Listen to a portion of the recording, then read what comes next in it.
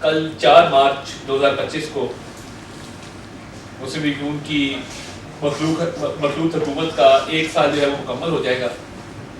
میاں شہباز شریف صاحب نے 4 مارچ کو 2024 کو بطور وزیر اعظم اپنے عہدے کا حلف اٹھایا تھا اور ایک بھاری ذمہ داری قوم نے ان کو دی تھی. اس حوالے سے بہت ساری قیاس آرائیاں، بہت سارا ابہام موجود تھا کہ ملک کس سمت میں جا رہا ہے، آنے والے دنوں میں ملک کی معیشت کے کیا حالات ہوں گے اور ملک کے اندر کس قسم کا نظام جو ہے وہ رائج ہوگا. اور بہت سارے لوگ شرطیں لگائے بیٹھے تھے کہ جی یہ معیشت نہیں سنبھلے گی، خدا نہ خواستہ ملک ڈیفالٹ کے دہانے پر ہے.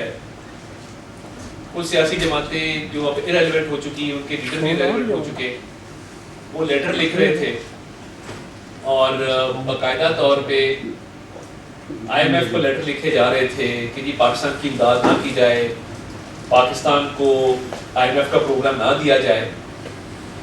اور اس حوالے سے میں سمجھتا ہوں کہ کچھ چیزیں سیاست سے بالا تر ہوتی ہیں.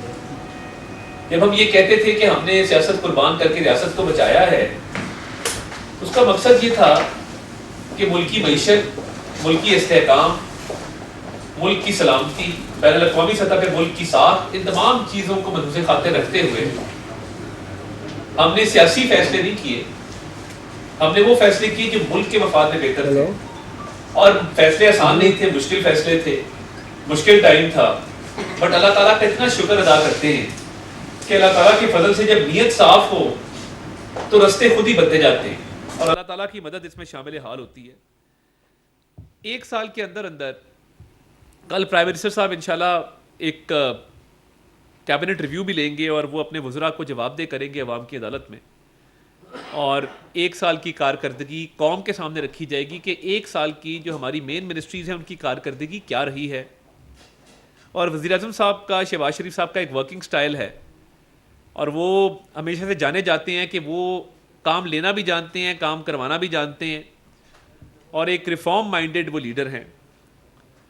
تو معیشت کی بحالی کے حوالے سے اگر بات کی جائے، جو آج خوشخبری آئی ہے کہ مہنگائی اپنی کم ترین سطح پہ اتنے عرصے میں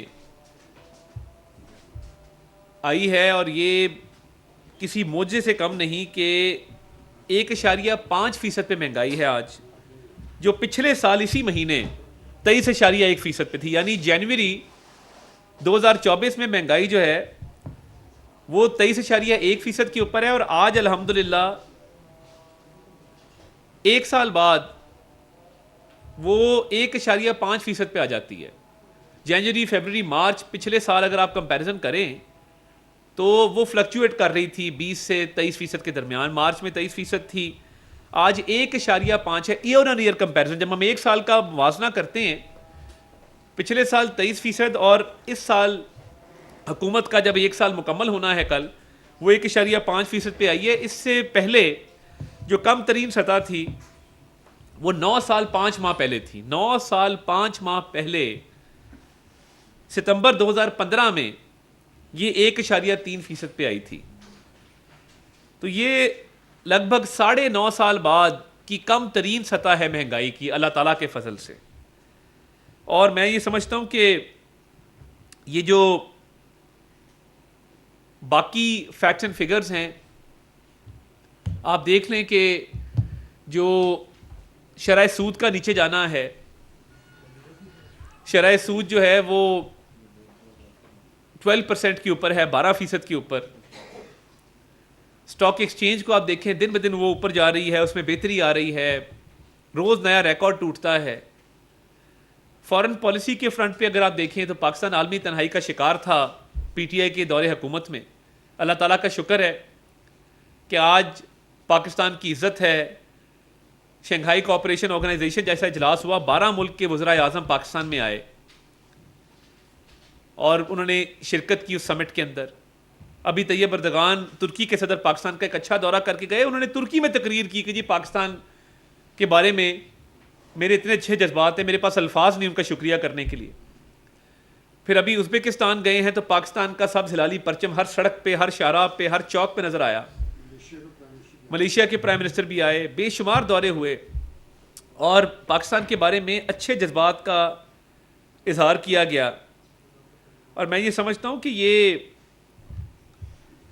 جو پاکستان کی عزت بحال ہوئی ہے اور پاکستان کے بارے میں جو اچھے تاثرات کا اظہار کر رہے ہیں, چیمپئنز ٹرافی پاکستان میں ہو رہی ہے, اللہ تعالیٰ کا شکر ادا کرنا چاہیے. میں جب انگلینڈ اور آسٹریلیا کا میچ دیکھ رہا تھا قذافی اسٹیڈیم میں, مجھے یقین نہیں آ رہا تھا کہ یہ میدان جو ہے ویران تھے, کھیلنے کو کوئی تیار نہیں تھا. اللہ کا فضل ہے کہ آج محنت ہوئی ہے, نیک نیتی سے کام ہوا ہے.